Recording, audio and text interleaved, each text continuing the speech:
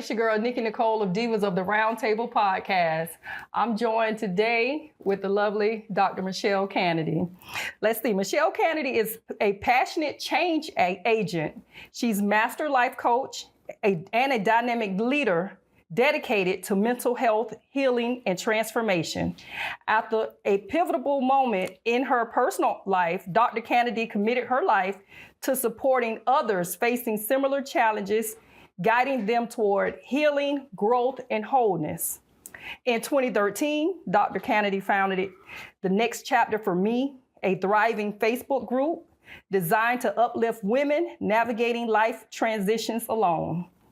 After becoming a life coach in 2017, Dr. Canady launched Next Chapter for Me Consulting, Planning, and More, LLC, where she provides transformative coaching and publishing services, empowering individuals to embrace their stories and expanding her impact. She also launched Embrace for You Training Solutions, where she hosts Come Sit Down and Let's Talk Show, a platform for an authentic conversation on mental health, personal health, and holistic well-being. She has a virtual church, Embrace You Ministry, where she holds a leadership role with, Confab Digital TV, a digital television network dedicated to helping other content creators bring forth their creativity to television. Dr. Mechelle Canady is a woman who wears many hats, all the while being married to her husband, Cedric, since 2014. Ladies and gentlemen, welcome to the show, Dr. Mechelle Canady. Hello, hello, hello. Right, thank you for coming. Thank you. Woo! These braces ain't making life easy, I tell you. They just moving and shuffling your teeth. It's strange, but here we go. I tried to make it do what it do. And after reading your bio, my introduction was small, but compared to what it is that you contribute to this world and the help that you do show a lot of people, and you give women and everyone, just trying to uplift people and help guide them through some of the transitions that we all go through in life. And it can be more difficult for others than it is for some, Yes. So I myself have had a life coach, a life and wellness coach. So we were talking about life situations as well as changing eating habits and changing things like that up too, because that was one of my big issues in my life that I battling weight. It was one of those things for me that was causing me a lot of trouble. So I reached out. She was actually my crew coordinator, and I reached out to her, and it was fantastic having a life coach and having someone outside of your circle that you can talk to, and you can peel the layers of the onion back, and it's like a no judgment zone. Absolutely. So how did you get started on your journey, like into the mental health field? How did you get started as a woman that's saying that this is something for me, this is the avenue that I'm gonna go on? So I lived in Valdosta, Georgia. I moved there in 2009, 2010 through 2014 was some of the darkest hours in my life. Okay. Let's see, I was going through a separation and divorce from my husband. We were pastors in the city. My daughter was sexually assaulted by the church musician who was my husband's best friend.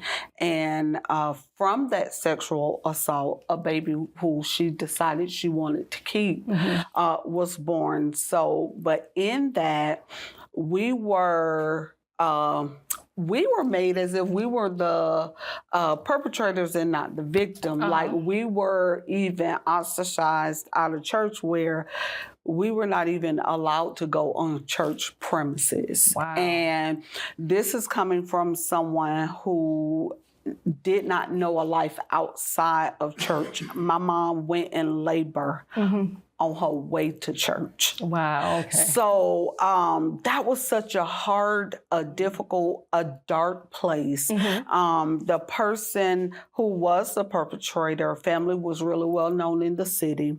So well known, they have several streets named after them. So it really was a us against the world. Okay. I felt like I was losing everything, like the life that I had known since I was 19 years old. Everything was gone. And then because my daughter, she was 13 at the time, we were going through a DFACS investigation. So they even tried to remove my grandbaby out of the home. So it's like everything I had at that moment, I felt like it was being snatched away. Yeah. That was some of the darkest hours. Like I had always struggled with mental illness, but never knew it. Because my mental illness, I'm a high functioning person. So I'm someone who I could be at my lowest and still function above average. So people don't recognize when I'm in a spiral or when I'm in a bad place. During that time, I attempted to commit suicide several times.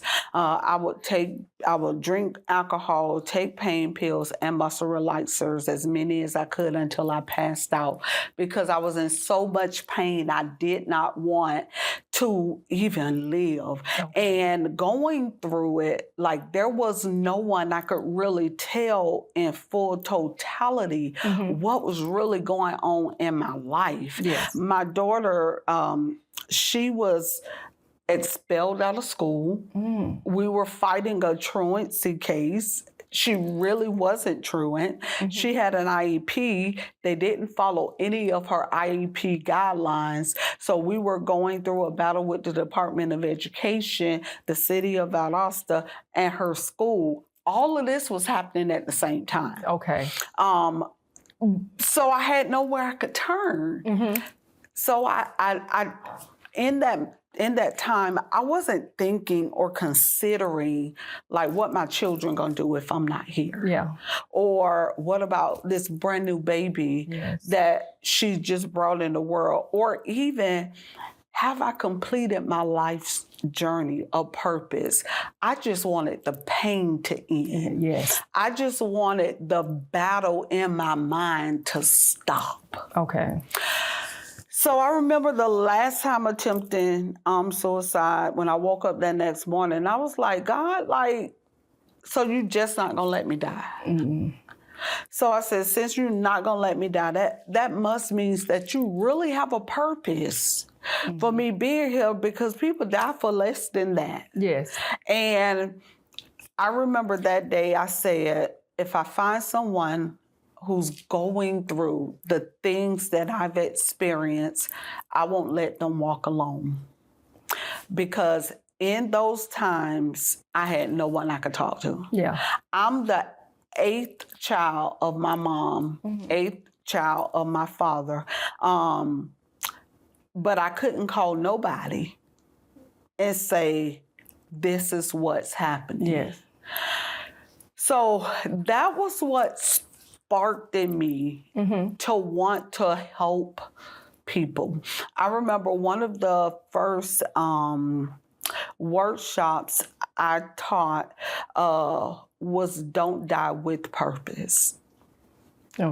Miles Monroe says the richest place is the graveyard, because there's so many ideas and things that could have been birthed in the earth that people took to the grave. And I decided, when I die, I want to die empty. Oh, that's good. So, I mean, you fulfilled. There is nothing else left. Nothing else left. That's right. Yeah, that's awesome. I mean, that's a testimony in itself, just, you know, like you said, going through that with your daughter. So not only are you hurting, but now you have your child that's hurting too. So you have to be strong for her. But like they say, check on your strong friends. You know, you've seen that on Facebook when people say that. So you had to be strong for your child, and all the while you're crumbling inside. Is, you know. This happened to my daughter at 13. At 13, I was also sexually assaulted. So I was literally triggered by her situation. But I wanted to give her a different experience. So I'm battling my own past molestation, my own past violation. while trying to help and support her. So many Black women find themselves in that space and we repeat what was done to us. In that moment for myself, I felt like I wasn't heard. I felt like nothing was done. I felt like the other party was chosen over me because it was a family member. I felt like they were chosen over me. And I was determined that no matter what I've got to do, that won't be her experience. Okay. That's great. That's great. That, it's not good that you knew firsthand the experience, but that you was able to recognize how your experience were and how traumatic it was for you. And you was able to step outside of that and be something different. And so your daughter, she's doing well now today? She is. My grandson, he'll turn 14 in July. Oh, nice. And he has such a unique purpose in the earth. He's a child that everybody loves. He's had a couple of viral videos on social media, and LeBron James has even featured one of his videos on his Netflix special, Starting Five. And it was hilarious because my grandson, he plays a couple of sports, and one of his baseball buddies' mom called me like 10 o'clock at night, and I looked at the phone. It startled me. One, we don't talk by phone. We always text. I answered the phone. She was like, "Did you know that Tyler is on Netflix?" I was like, "No, I didn't." So they told us where it was, and so he has had such a impact already on the earth. So to think that, because when I knew she was pregnant, but I took her to, I knew she was pregnant. A friend of mine who was a nurse at the ER brought me some pregnancy tests. It showed negative. But I knew she was pregnant because the Lord had told me. And I prayed, I bargained, everything. I live right. You know how we do. And his answer to me was still no. And it baffled me. I'm like, I've had a relationship with you all my life. And if I come to you and I ask of something, there's very few things you don't give me.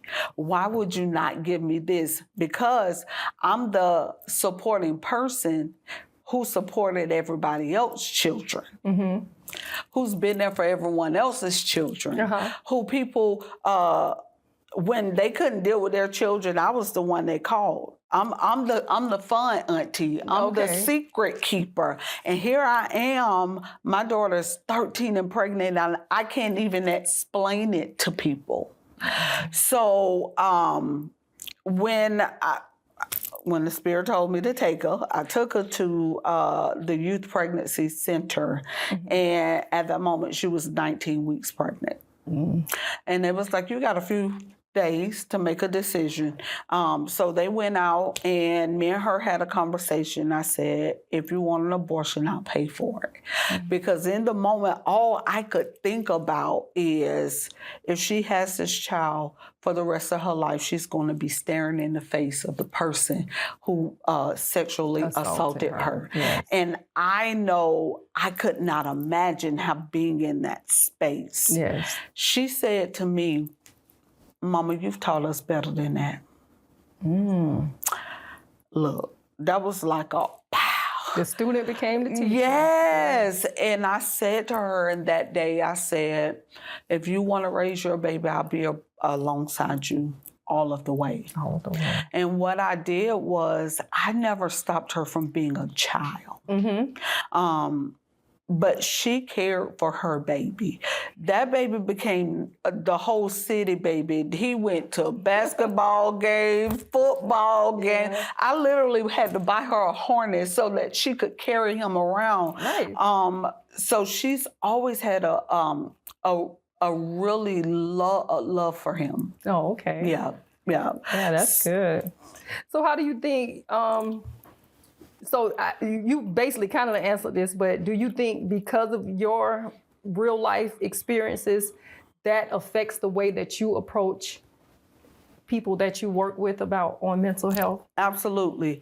One of the things that I always share is I heard a video years ago where Dr. Miles Monroe said, you should be able to sum up your life in one sentence. And my sentence is, I was created to be to others what no one was to me.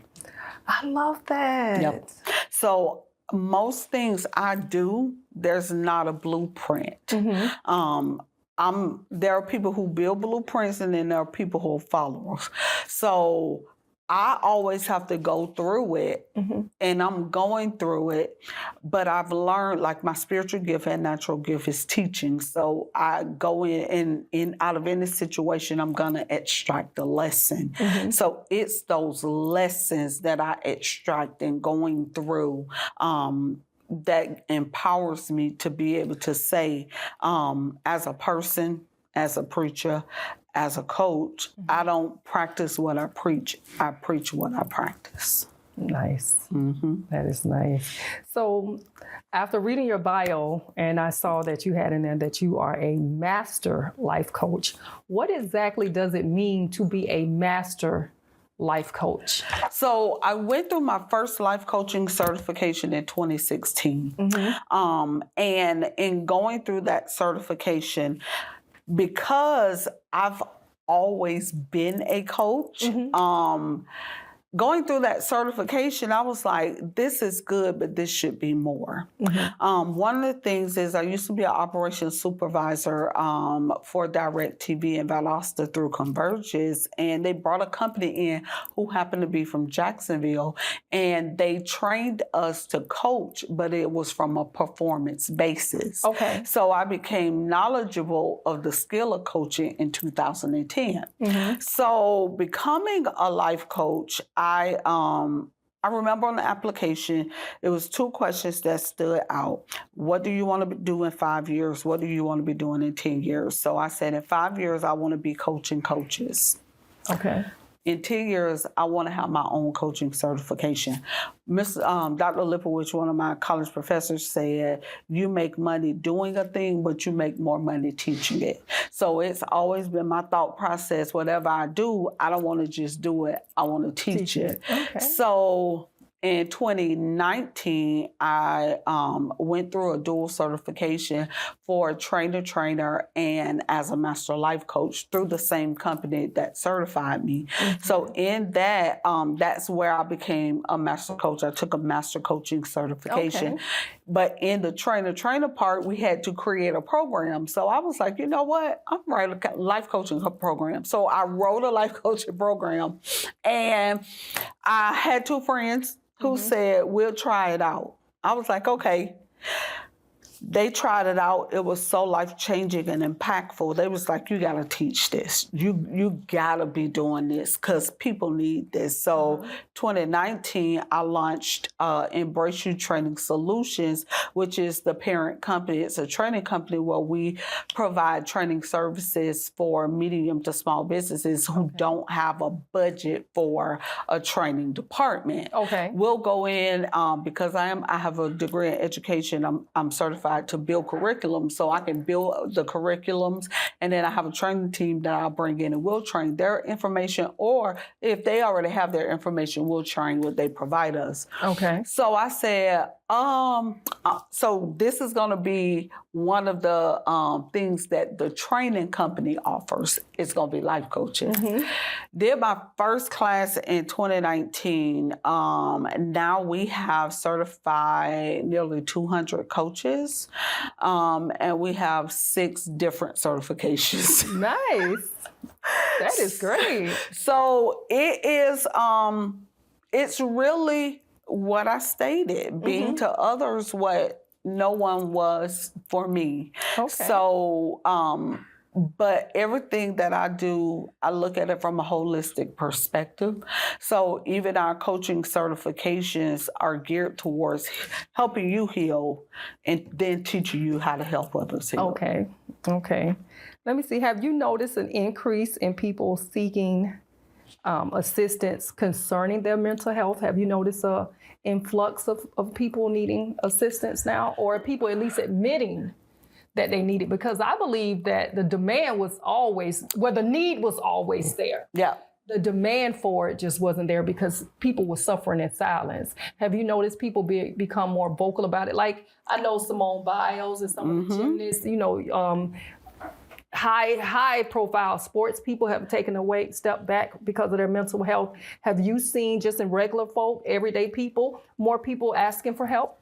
So, as you said, yes, there's always been a need, but especially in the African American community, we called it something different. We would say things like, "Oh, they shell shot."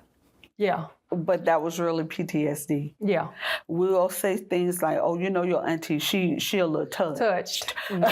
She a little special." Yeah. But we made excuses for those things instead of getting them help. I will say the influx in people who are more open to it is not Generation X. Oh, okay. The millennials down, yeah. they seek help.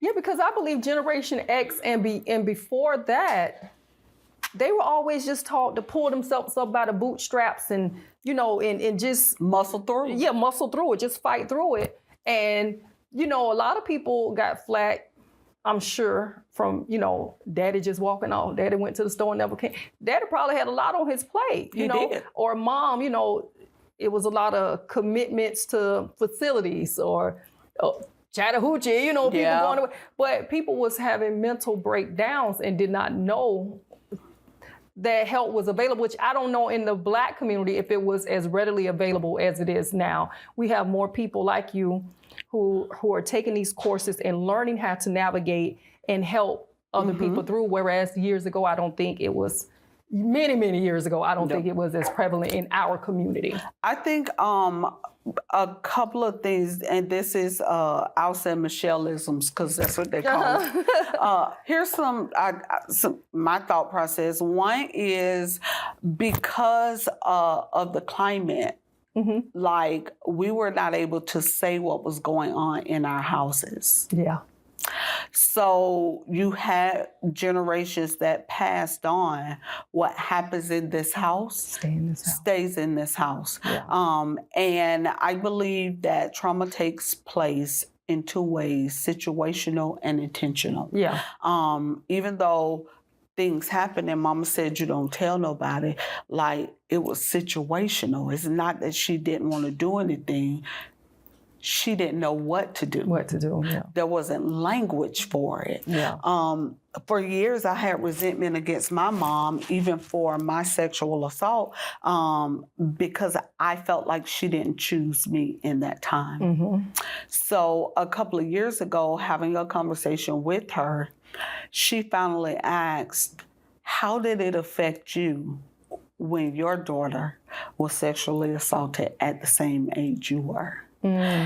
That opened the door for me to say to her, "I felt like you didn't choose me."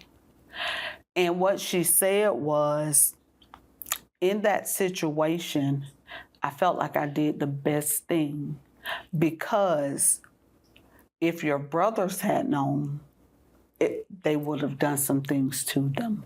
Yeah. And not only would we have lost that family member, we would have lost them too. Yeah.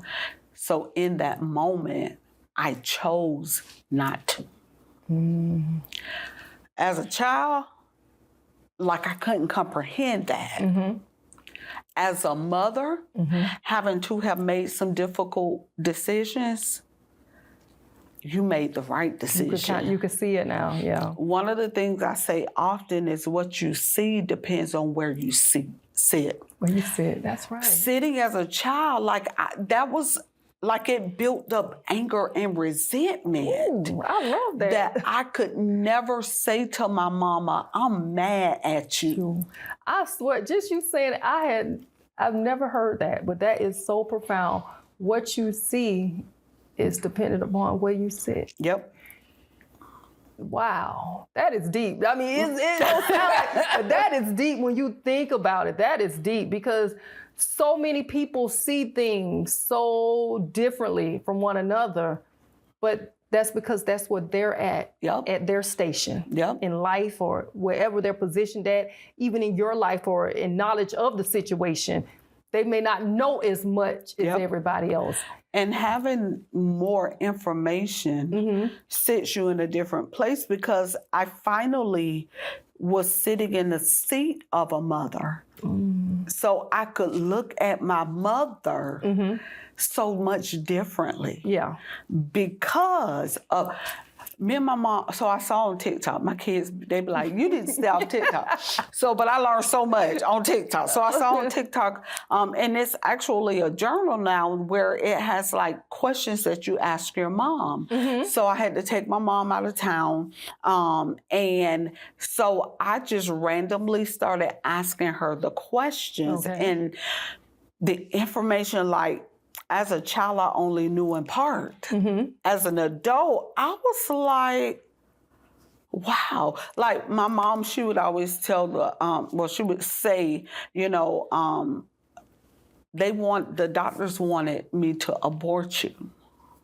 She said, but I told them, my husband, he might not be able to do this again. Because my mama was 39, my dad was 51 when I was born.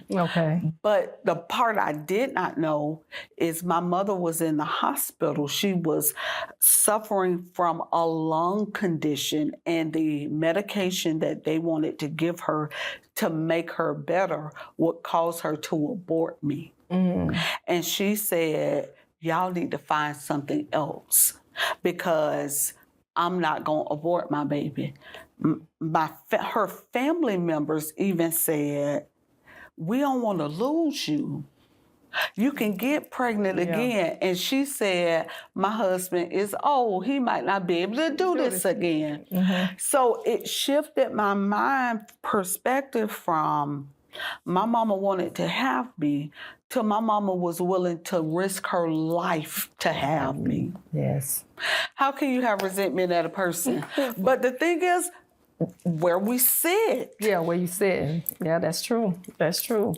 Let's see. So I wanted to ask you what is something that you want the general public to know about mental health and how important it is to keep up with your mental health and to make sure you keep it in check? How important is that in your day-to-day lives? Let the people know how important that is. So the end of 2022, the Lord told me to do less so he could do more. Doing less was something that was so challenging for someone who had been a full-time entrepreneur and full-time employee all the way through to 2021. So I sat and I really started dealing with my inner child. When I say the amount of hidden trauma, because our brains will tuck things away, and we may not remember the incidents, but our bodies keep score. So we're being triggered and we don't know why. Sitting through that season, I went to therapy. As a pastor, I was in therapy. I went to therapy. I had a coach. I had a mentor. There's no such thing as self-help. Yes. You can't heal by yourself. Yeah. So you've got to find safe people in safe places to heal. So going through that process, I really was able to deal with my little girl who didn't feel safe. Which was why I overate, which was why I was addicted to sugar, which was why I was addicted to spending. Healing that little girl, her finding out that she was safe, me learning through therapy and through coaching how to reparent myself. This is like now the first time in my life I feel that I'm living truly as an adult. Okay. Because when situations would happen, the little girl in me would show up. So doing the work, as uncomfortable as it is. Yes. So I walk people through inner child healing. I tell people healing hurts, but the way you are now hurts as well. So you got to choose your hurt. Yeah. Do you want this hurt that if you go through it on the other side of it, it ends, or you want to continue how you are and continue with this hurt? Yeah. So we have to pick which hurt we want. Get hope. Yes. Help is so readily available now. And you need a therapist. I'm currently in therapy, and this is my fourth time in therapy, but this is the second time in this healing process I've gone through therapy. When I went to therapy the first time, I was focused on healing the inner child.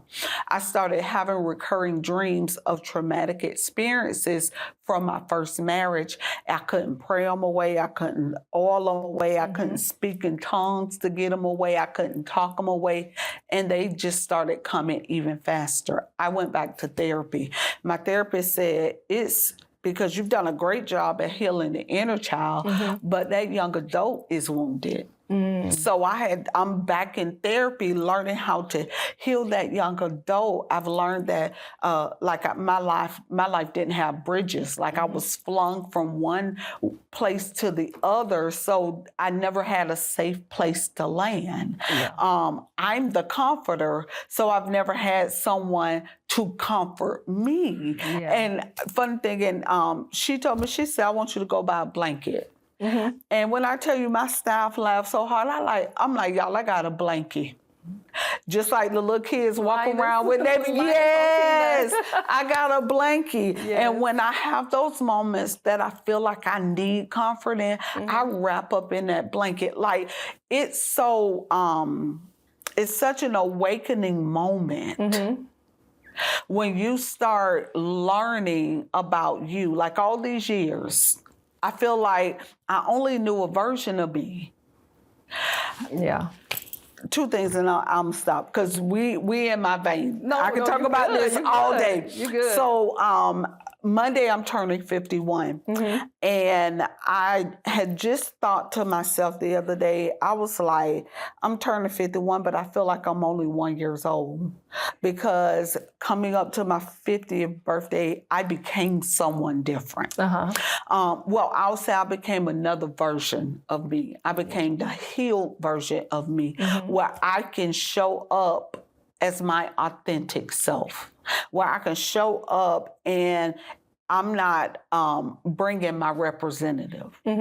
So one of my assistants messaged me and she said, happy 50 plus 1 birthday. 50 plus 1. Yeah. I was like, girl.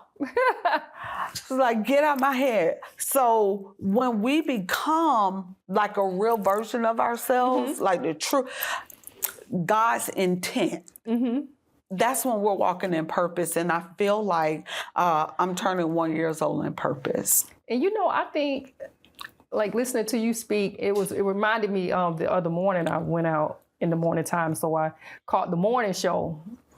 And Charlemagne, the God, was on there. He's big on mental health as well. He talks a lot about mental health. And so it, hearing you speak, it was making me think about like how many of us now, things we see on social media and how people move, I'm able to step out and be like, that person hurt, that person got some issues, that person. And I see it so much now. And I remember he had this, Charlemagne had this guy, this rapper named, I think his name Friday on there.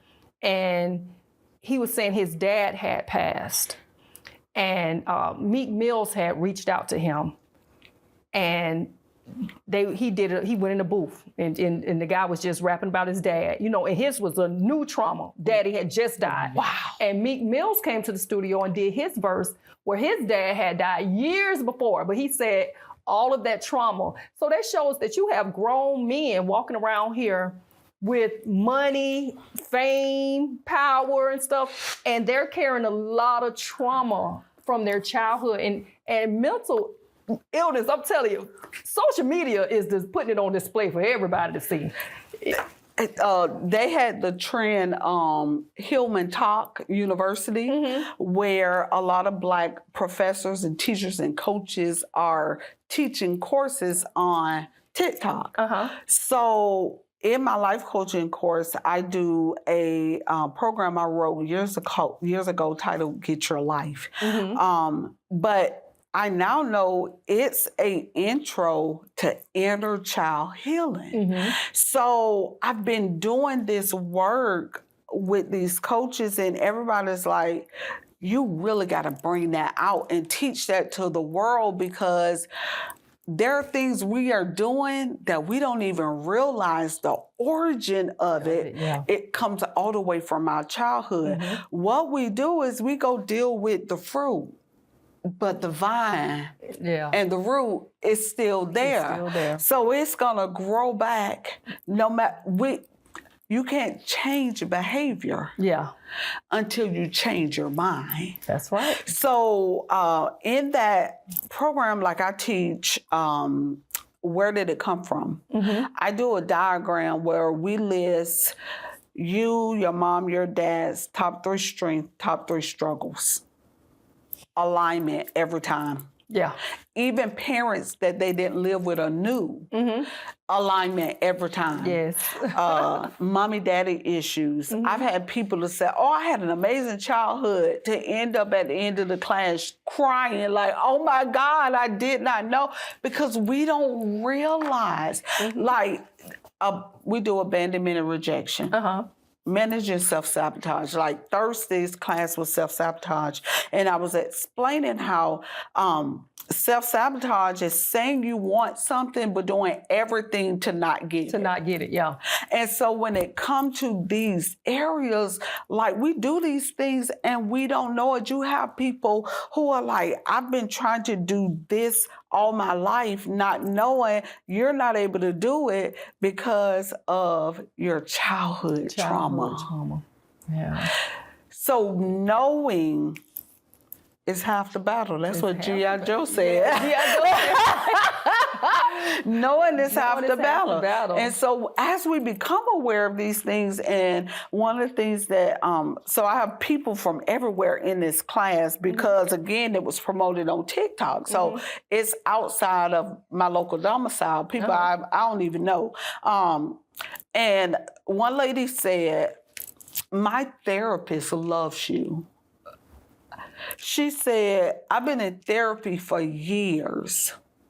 And she said, come into these classes and you saying, now take what you've learned and go work it out with your therapist has given me a whole new outlook and thought process on my healing process. So if you ask, what would I say? Being whole is possible. Being whole is possible. All right. Well, there you have it. Y'all heard it from Dr. Mechelle Canady. But before we get out of here, we're going to run through our End with Twin with Mechelle real quick. And Mechelle, these are just 10 rapid fire questions that I shoot at you so that the people could get to know you more on a personal level and just see what you like in life. What you know. All right, let's go. So the first question, tropical island or winter wonderland, which do you prefer? Tropical island. I'm a Floridian. I know that's right. What is your favorite holiday? None of them. I've decided the last 2 years I'm not celebrating holidays. Okay. There you go. I need to do that for Christmas, them 5 grandkids. But the thing is, like, Valentine's Day, we don't celebrate Valentine's Day because we love each other every day. I know that's right. And I don't need a date on the calendar to tell me that I need to get some roses today. You can get them any day. Look, I'll give my husband good sex. He get it every day. Yeah, there you go. There you go. I'm with it. Okay, let's see. Your favorite sports team? Oh, probably Dallas Cowboys because that's my husband's team. Okay. Okay, if you could go somewhere, Japan or France? Oh, it would definitely be France. Oui. Okay, if you wasn't doing what you're doing now, what is it that you would want to do in life? When you were a kid, what was it that you wanted to do in life? I wanted to be an attorney. An attorney? I can see that. I can definitely see that. Okay, if you're an animal lover, which do you prefer, cat or dog? I'm a cat girl, even though I have a dog. Okay. And let's see, what is your dream car? Oh, so 3 years ago, bought it. I have a cocaine white Mercedes. Nice. There you go. I drive it. Okay. And your dream vacation? I want to go to Hawaii. Okay. I loved Hawaii. You will love it. Okay. Okay. If you could talk with anyone in the world, dead or alive, who would it be? Miles Monroe. Miles Monroe. And because we all the same age, we throw these questions out to our people our age.